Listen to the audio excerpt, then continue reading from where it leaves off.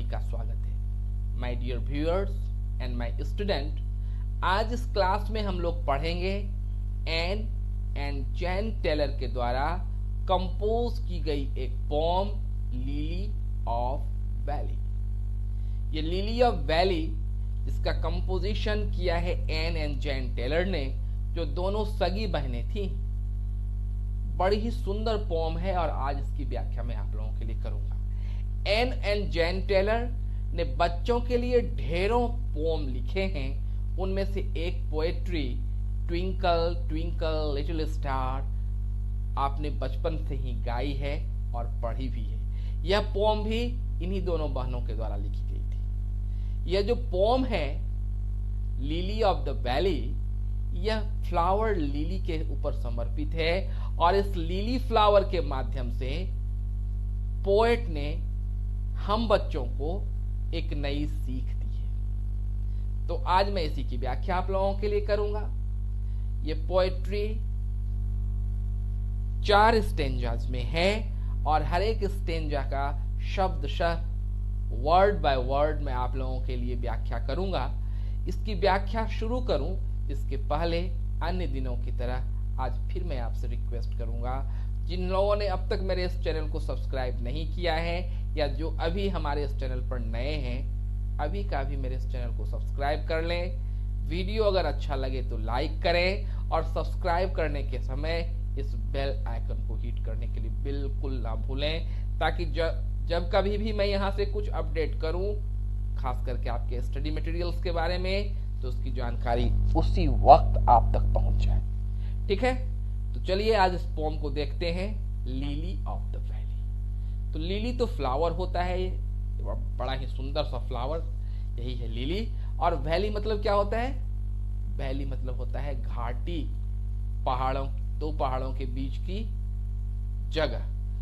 तो यह लिली की कैसी घाटी है देखते हैं। इस पोम के माध्यम से एन और जैन टेलर ने हमें एक नई सीख दी है। फूलों के माध्यम से ये हमें मोडेस्टी का पाठ पढ़ा रहे हैं, हमें नम्र और भद्र होने के लिए सिखा रहे हैं। आइए इनके शब्दों में देखते हैं क्या कुछ कहा है इन्होंने। Come my love and do not spurn from a little flower to learn, see the lily on the bed hanging down its modest head, while it secretly can be seen folded in leaf of green। यह है आपका first stanza.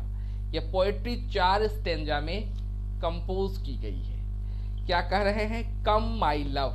Come my love, love मतलब मेरे प्यारे, और चूंकि इन्होंने बच्चों के लिए पोम लिखी है इसलिए कह रहे हैं मेरे बच्चों, मेरे प्यारे आओ। एंड डोंट स्पर्न, स्पर्न मतलब नेग्लेक्ट करना, ध्यान नहीं देना।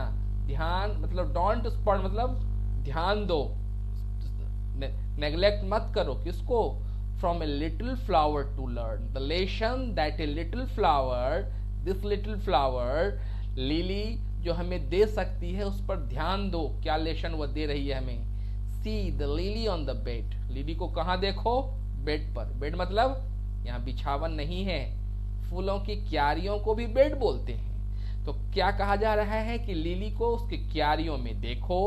Hanging down it's modest head, आप देखें कि लिली के जो हेड होते हैं ना, इसकी जो सर होता है, इसका जो फेस होता है, वह हैंग किया हुआ होता है, वह नीचे की ओर झुका हुआ होता है। इसलिए पोएट क्या कह रहे हैं उसको? वह मोडेस्ट है। मोडेस्ट मतलब नम्र है, पोलाइट है। उसने अपना सर नीचे झुका के रखा है। उसे इस बात का जरा भी घमंड नहीं कि वह इतना सुंदर फ्लावर है। इसलिए क्या कह रहे हैं? Hanging down it's modest head, अपना जो उसका चेहरा है, जो मोडेस्ट है, जो पोलाइट है, वह झुका हुआ है।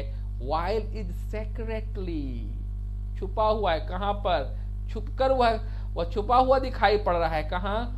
Folded in its leaf green, ये हरे हरे पत्तों के बीच में छुपा हुआ रहता है, आसानी से दिखाई नहीं देता। इसलिए इसे क्या कहा है पोएट ने? यह मोडेस्ट है, यह हेम्बल है, यह नम्र है।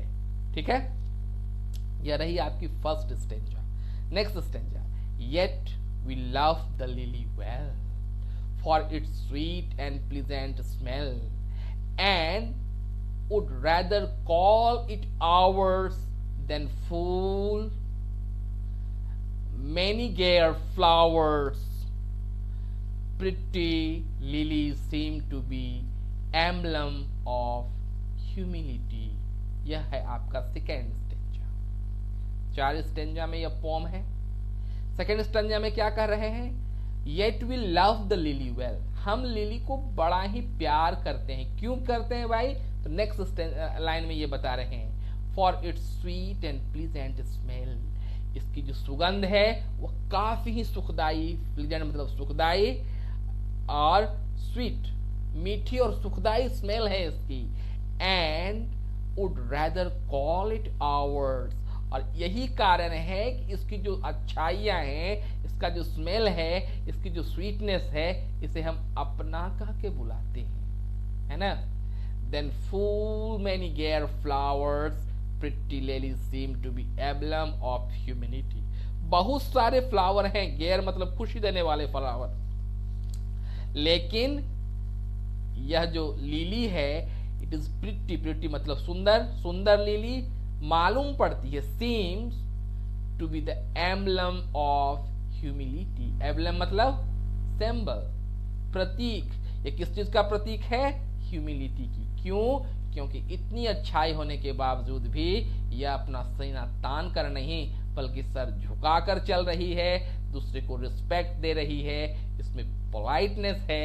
इसलिए इसके बावजूद भी कि यह एक सुंदर फ्लावर है, इसमें स्वीट फ्रेग्रेंस है, यह अपना सर झुकाकर बता रही है इसमें पोलाइटनेस है, इसलिए यह फ्लावर पोएट को अच्छा लग रहा है। ठीक है, फिर कह रहे हैं, come my love and do not spurn from a little flower to learn, let your temper be as sweet as the lily at your feet, be as gentle, be as mild, be a modest simple child। अब देखिए यहाँ पर ये हमें बता रहे हैं क्या हमें सीखना है लिली से। एक्चुअली इस थर्ड स्टेंजा में, come my love and do not spurn from a little flower to learn, यह फर्स्ट स्टेंजा का ही स्टार्टिंग लाइन यहाँ पर पोएट ने इस 2 लाइन को रिपीट किया है। इसे हम बोलते हैं क्या? रिपीटेशन। तो इस डिवाइस को, इस फिगर ऑफ स्पीच को रिपीटेशन बोलते हैं। रिपीटेशन का यूज किया है पोएट ने। और क्या कह रहे हैं? Let your temper be as sweet, temper मतलब मिजाज, तुम्हारा तरीका, योर एटीट्यूड, तुम्हारा एटीट्यूड कैसा होना चाहिए? स्वीट होना चाहिए। As the lily at your feet, जैसे कि लिली तुम्हारे पांव के पास में। निश्चित तौर पर उस समय पोएट कहां पर खड़े हैं?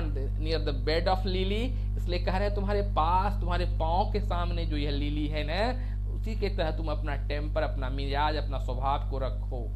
B as gentle as mild, be a modest simple child, जिस तरह से कि मिल्ड और मॉडेस्ट यह लिली है, उसी तरीके से बच्चों तुम भी मॉडेस्ट और मिल्ड बनो। राइट? यह लेसन हमें किससे लेने के लिए कहा गया है? लिली से। और ये लास्ट स्टेंजा में कह रहे हैं अगर यह तुम करते हो तब क्या होता है। जब हम कुछ लेसन सीखते हैं तो उसका रिवार्ड क्या मिलता है? इस लेसन में, इस स्टेंजा में जो लास्ट स्टेंजा है, इसमें पोएट बता रहे हैं, "Tis not beauty that we prize." Tis means this is, यह केवल ब्यूटी ही नहीं है जिसका प्राइज मिलता है। Like a summer flower it dies, अन्य फूलों की तरह लिली भी, खास करके समर फ्लावर जो कि सुबह खिलते हैं, शाम तक मुरझा जाते हैं, मर जाते हैं। Like a summer flower it dies, but humility will last, fair and sweet when beauty is part। लेकिन जो किसी की ह्यूमिलिटी है, किसी की नम्रता है, किसी की मानवता है, विल लास्ट, वह बहुत लंबे दिनों तक रहती है। Fair and sweet then beauty part, fair और स्वीटनेस तो ब्यूटी का पार्ट है, सुंदरता का पार्ट है। आज सुंदर है तो कल खराब हो जाएगा, लेकिन आदमी का जो ये ह्यूमिनिटी वाला स्वभाव है वह हमेशा बरकरार रखता है। और तब क्या होगा? And the saviour, saviour means your god, saviour यहाँ पर गॉड को इंडिकेट किया गया है। और कहते हैं and the saviour from the ever, ऊपर से हमारी मान्यता है कि ईश्वर ऊपर से रहता है, आसमान से हमें देखता है। तो and the saviour from ever view a humility child with love, और तब भगवान जो है जिस बच्चे में ह्यूमिलिटी होता है, जिस बच्चे में मानवता होता है, जिस बच्चे में पोलाइटनेस होता है, उसको गॉड बड़े लव से देखता है। मतलब अगर हमें पोलाइटनेस है then we are definitely the dearer and nearer of the God. So इस छोटे से पोएट्री के माध्यम से पोएट ने हमें पोलाइटनेस और सिंप्लिसिटी का पाठ पढ़ाया है। इस पोएम में अब चले देख लेते हैं इसका राइमिंग स्कीम। तो spurred, learn, bed, head, seen, green, well, smell, यह देखते हैं राइमिंग स्कीम इसका मिल रहा है। तो ए बी इसका राइमिंग स्कीम है। ठीक है। फिगर ऑफ स्पीच में जैसे मैंने यहाँ पर आपको बताया कि यहाँ पर रिपीटेशन है, एक ही लाइन को रिपीट किया गया है। फिर as the lily as your feet, यहाँ पर एज का यूज होता है तो वह सिमली है, तो सिमली का भी यूज किया है इन्होंने। और क्या लिखा है, समर फ्लावर इट डाइज, यहाँ पर यह पर्सोनिफिकेशन का यूज कर लिया है पोएट ने। तो बच्चों इस पोम में हमने क्या क्या देखा, रिपीटेशन, पर्सोनिफिकेशन और सिमली का बड़ा सुंदर यूज किया है पोएट ने। ठीक है। मुझे पक्का विश्वास है कि इस पोएट्री का मीनिंग अब आपको समझ में आ गया होगा। एक बार फिर आपकी बारी आ गई।